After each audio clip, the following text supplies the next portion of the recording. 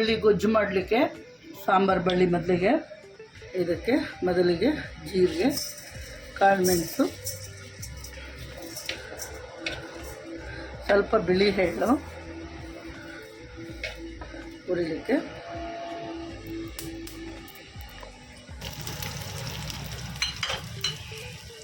ಇತ್ತು ಅದು ಹಾಕ್ತಾಯಿದ್ದೀನಿ. ಸ್ವಲ್ಪ ಕೊತ್ತಂಬರಿ ಸೊಪ್ಪು, ಒಂಚೂರು ಈರುಳ್ಳಿ. ನಾನು ಒಂದು ಸ್ವಲ್ಪ ಕಾಯಿ ಇಟ್ಕೊಂಡಿದ್ದೀನಿ. ಯಾಕೆ ಅಂದರೆ ನನ್ನ ಮಗನಿಗೆ ಅನ್ನಕ್ಕೆ ತುಂಬ ಇಷ್ಟ, ಅವನಿಗೆ ಇದು ಸಾರು ಒಂದು ಸ್ವಲ್ಪ ಗೊಜ್ಜು ಥರ ಮಾಡ್ತಾಯಿದ್ದೀನಿ, ಅವನಿಗಿಷ್ಟ ಇದು. ಹಾಗಾಗಿ ಅವನಿಗೆ ಅನ್ನಕ್ಕೆ ತಿನ್ನಲಿಕ್ಕೆ ಚೆನ್ನಾಗಿರುತ್ತೆ ಅಂತ ಇಷ್ಟು ಹುರ್ಕೊಬೇಕು ಘಮ ಅನ್ನಂಗೆ. ಇದ್ರ ಜೊತೆಗೇ ಈ ಸೊಪ್ಪು ಹಾಕ್ತೀನಿ. ಇದು ಹುರಿದ ಮೇಲೆ ಸ್ವಲ್ಪನೇ ಆಗೋದು ಇದು.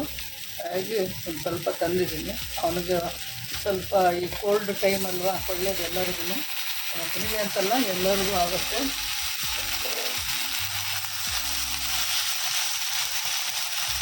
ಸ್ವಲ್ಪ ಎಣ್ಣೆ ಹಾಕ್ಕೊಬೇಕು, ಸ್ವಲ್ಪ ಎಣ್ಣೆ ಹಾಕ್ಕೊಂಡು ಚೆನ್ನಾಗಿ ಘಮ ಅನ್ನೋದು ಇಟ್ಕೊಂಡು. ನೀವು ಈ ಥರ ಸಡನ್ನಾಗಿ ಬರೋ ಮಳೆ, ಗಾಳಿ, ಚಳಿಗೆ ಈ ಥರ ಕ್ಲೈಮೇಟ್ ಚೇಂಜ್ ಆಗ್ತಾ ಇರುತ್ತಲ್ಲ, ಆವಾಗ ಸಾಂಬಾರು ಬೆಳ್ಳಿ ರಸಳೆ, ಸಾಂಬಾರು ಬೆಳ್ಳಿ ಕೊಚ್ಚು, ಸಾಂಬಾರು ಬೆಳ್ಳಿ ಚಟ್ನಿ, ಸಾಂಬಾರು ಬೆಳ್ಳಿಗೆ ಸುಮಾರು ಐಟಮ್ಸ್ ಮಾಡ್ತಾರೆ ನಮ್ಮೂರ ಕಡೆ ಎಲ್ಲ. ಮಲೆನಾಡಲ್ಲಿ ಅಮ್ಮನೂ ಮಾಡ್ತಾರೆ, ಚಿಕ್ಕಮ್ಮ ಮಾಡ್ತಾರೆ, ನಮ್ಮ ಅತ್ತೆಯವರೆಲ್ಲ ಮಾಡ್ತಾರೆ. ಬಟ್ ನಾನು ಸ್ವಲ್ಪ ಡಿಫ್ರೆಂಟಾಗಿ ಮಾಡ್ತಾಯಿದ್ದೀನಿ. ನಮ್ಮ ಮನೆಯಲ್ಲಿ ಇರೋವಂಥ ಎಲ್ಲ ಹೆಣ್ಮಕ್ಳು ಅಡುಗೆ ಸೂಪರ್. ನಾವು ಅದರಲ್ಲಿ ಒಂದು ಸ್ವಲ್ಪ ಮಟ್ಟಿಗೆ ಮಾಡ್ತೀವಿ ಅಷ್ಟೇ. ಅವೆಲ್ಲ ತುಂಬ ಚೆನ್ನಾಗಿ ಮಾಡ್ತಾರೆ. ನನಗೆ ಗೊತ್ತಿರೋದನ್ನ ನಿಮಗೆ ಹೇಳ್ಕೊಡ್ತಾಯಿದ್ದೀನಿ. ನಿಮಗೂ ಈ ರೀತಿ ಇಷ್ಟ ಆದರೆ ಮಾಡ್ಕೊಂಡು ಒಂದು ಸಲ ತಿಂದ್ಬಿಟ್ಟು ಹೇಗಿದೆ ಅಂತ ಹೇಳಿ. ಹಾಗೆ ಘಮ ಅನ್ನಂಗೆ ಹುರ್ಕೋಬೇಕು. ಯಾಕೆ ಅಂದರೆ ಯಾವುದೂ ಹಸಿ ವಾಸನೆ ಇರಬಾರ್ದು ಇದು. ಯಾಕೆ ಜಾಸ್ತಿ ಕುದಿಸಲ್ಲ ಇದು, ಒಂದೇ ಒಂದು ಕುದಿ ಅಷ್ಟೇ. ಅದಕ್ಕೆ ಜಾಸ್ತಿ ಸ್ವಲ್ಪ ಹುರ್ಕೊಬೇಕು ಚೆನ್ನಾಗಿ ಘಮ ಅನ್ನಂಗೆ. ಕಾಯಿ ಕೂಡ ಹುರಿದಿದ್ದೀನಿ. ಜೀರಿಗೆ ಮೆಣಸು, ಕಾಳು ಮೆಣಸು, ಜೀರಿಗೆ, ಈರುಳ್ಳಿ ಒಂಚೂರು, ಬೆಳ್ಳುಳ್ಳಿ ಒಂಚೂರು, ಶುಂಠಿ ಒಂಚೂರು, ಕೊತ್ತಂಬರಿ ಸೊಪ್ಪು ಮತ್ತು ಕಾಯಿ ಮತ್ತು ಸಾಂಬಾರು ಬೆಳ್ಳಿ ಸೊಪ್ಪು ಇಷ್ಟೇಷ್ಟು ಚೆನ್ನಾಗಿ ಹುರ್ಕೊಂಡು, ಇದಕ್ಕೆ ಬೇಕಂದರೆ ಒಂಚೂರು ಹುಣಸೆಹಣ್ಣು ಹಾಕ್ಬೋದು, ಇಲ್ಲ ಅಂದರೆ ನಾವು ಲಿಂಬೆಹಣ್ಣು ಹಿಂಡ್ಕೊಬೋದು. ಈಗ ಇದನ್ನು ರುಬ್ಬಿಟ್ಟು ಮಾಡೋದು ಹೇಗೆ ಅಂತ ತೋರಿಸ್ಕೊಂಡಿದ್ದೀನಿ. ಎಲ್ಲ ಮಸಾಲೆ ಹಾಕಿದ್ನಲ್ಲ ಅದಕ್ಕೆ ಇವಾಗ ಒಗ್ಗರಣೆ ಹಾಕೋತಾ ಇದ್ದೀನಿ. ಒಂದೇ ಒಂದು ಕುದಿ ಆಗಿರೋದ್ರಿಂದ ಮತ್ತೆ ಒಗ್ಗರಣೆ ಹಾಕೋದು ಬೇಡ, ಇದನ್ನು ಕುದಿಸ್ಕೊಂಡ್ರೆ ಸಾಕು. ಒಗ್ಗರಣೆ ಹಾಕ್ಕೊಂಡು ಸಾಸಿವೆ, ಒಂಚೂರು ಜೀರಿಗೆ, ಕಡಲೆಬೇಳೆ, ಕರಿಬೇವಿನ ಸೊಪ್ಪು, ಒಣಮೆಣಸಿನ್ಕಾಯಿ.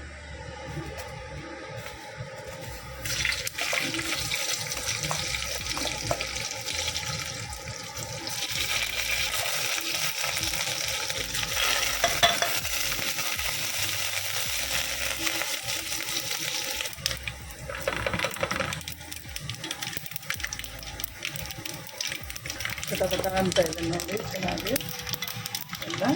ಇವಾಗ ಇದನ್ನು ನಾವು ರುಬ್ಬಿಟ್ಕೊಂಡಿದ್ದೀವಲ್ಲ ಅದನ್ನು ಹಾಕೋಬೇಕು. ಇದೆಲ್ಲ ಹುರಿದಿರೋದ್ರಿಂದ ಜಾಸ್ತಿ ಕುದಿಸ್ಕೊಳ್ಳೋ ಥರ ಏನಿಲ್ಲ. ಇದನ್ನು ಸ್ವಲ್ಪ ಒಂದೇ ಒಂದು ಕುದಿ ಬಂದರೆ ಸಾಕಷ್ಟೆ. ಎಲ್ಲ ಹುರಿದು ಚೆನ್ನಾಗಿ ಇದು ಆಲ್ರೆಡಿ ಎಲ್ಲ ಅದ್ರದ್ದು ಹಸಿ ವಾಸನೆ ಹೋಗಿದೆ. ಹಾಗಾಗಿ